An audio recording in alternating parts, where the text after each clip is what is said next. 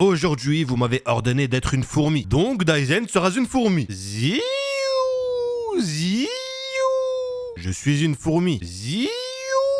Eh, les imitations d'animaux, ça devient de plus en plus bizarre. C'est une dinguerie. Yo la famille, c'est Daizen, alias la fourmi du game. Ziou, ziou.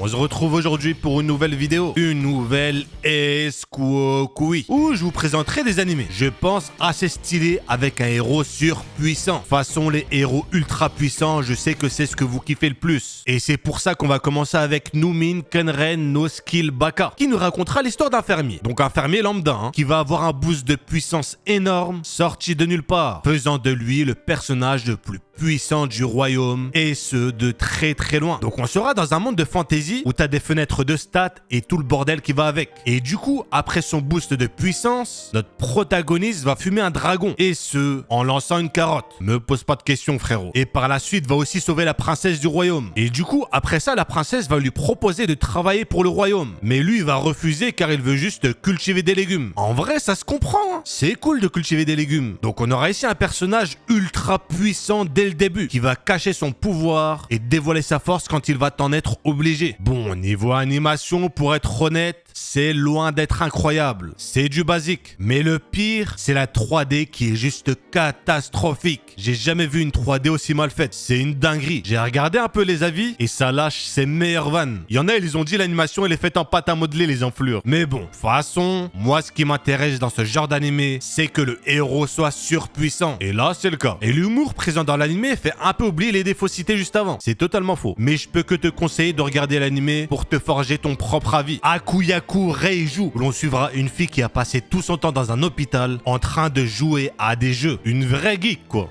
Mais... J'ai bien dit mais... Un jour, elle va se faire transporter dans un autre monde et devenir Irene Lorraine, qui est la méchante dans l'un des jeux auxquels elle jouait. Et du coup, bah, elle aura le rôle de méchante, sans être méchante et en connaissant le scénario en avance. Ouais, c'est trop cheat. Et du coup, on a le prince héritier qui va annuler publiquement ses fiançailles avec elle, en disant qu'il est amoureux de Lilia, qui est la protagoniste du jeu. Et du coup, bah, ce qu'elle va faire, c'est qu'elle va essayer de passer de méchante à gentille. Ouais, tout simplement. Ce genre d'animé où le protagoniste connaît le scénario à l'avance est quelque chose de popularisé avec les Ménois. Et je trouve ça franchement intéressant. Mais ce qui me fait rire, c'est que quand tu passes dans le point de vue de la méchante, bah en fait, c'est les gentils qui deviennent méchants. Je sais pas si vous voyez ce que je veux dire. Et du coup, tout ça, bah, va t'inciter en quelque sorte à suivre l'animé pour voir comment notre protagoniste va faire pour s'extirper du visage de méchant. Des épisodes que j'ai vus, ça a l'air franchement super cool. Donc s'il t'intéresse, tu peux le retrouver sur Crunchyroll. Tomodachi Game, qui nous enverra dans le point de vue de Yuichi Katagiri, qui est un lycéen avec des amis. Jusqu'à là, tout est normal. Oui, jusqu'à là. Car les frérots vont se faire entraîner dans un jeu où leur but est de rembourser une dette, dont la seule façon est de gagner le jeu en question. Vous l'aurez deviné, on sera dans un survival game, où vu que les participants se connaissent déjà, bah on va en quelque sorte tester leur amitié. Il y aura bien évidemment, forcément de la trahison. L'animé est trop cool. Il te fait tout le temps réfléchir et te surprend même à des moments où tu t'y attends pas. Le fait qu'il y ait du mystère, que tu demandes qui a fait quoi, bah va tout simplement te faire rester regarder l'animé du début à la fin. Ils sont malins les frérots, hein. On a aussi des visuels et une colorimétrie très réussie et fluide. C'est vraiment plaisant à regarder. C'est pas un animé où t'auras de la baston de ouf, comme on peut le voir dans d'autres survival games, mais plus quelque chose en mode Alice in Borderland, où t'as des jeux, du mystère et surtout de l'intrigue. Tu peux retrouver ça sur Crunchyroll. Et on va terminer avec Bleach Thousand Years Blood War. Yes, I am bilingue, man. Say what? Mini. Le gars trop bizarre. Qui est la nouvelle saison de Bleach qu'on attendait tous. Ou pas. On suivra pour cette saison Ichigo.